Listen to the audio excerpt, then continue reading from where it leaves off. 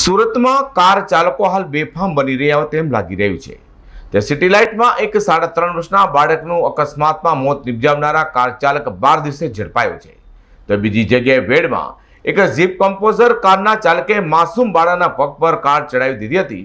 જે સમગ્ર ઘટના સીસીટીવીમાં કેદ થઈ છે, જેને લઈ પોલીસે તપાસ પણ શરૂ કરી છે.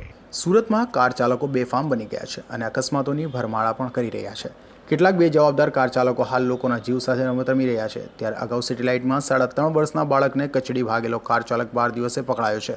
તો શુક્રવારે ફરી આવી જ એક ઘટના સામે આવી છે, જેમાં બેટ જાગીરની વાડી પાસે રોડ પર રમતી બાળા પર એક GJ19ની જીપ કમ્પોઝ કારના ચાલકે બાળાના પગ પર કાર ચડાવી દેતા બાળાને ગંભીર ઇજાઓ પહોંચી હતી, જેથી તેણીને તાત્કાલિક સારવાર માટે હોસ્પિટલે ખસેડાઈ હતી. તો આ અકસ્માતની ઘટના સીસીટીવીમાં કેદ થઈ છે. હાલ તો આ મામલે સીસીટીવીના આધારે સિંગણપોર ડભોલી પોલીસે કાર ચાલક સામે ગુનો નોંધી વધુ તપાસ શરૂ કરી છે. Azhar Qureshi, G24 news.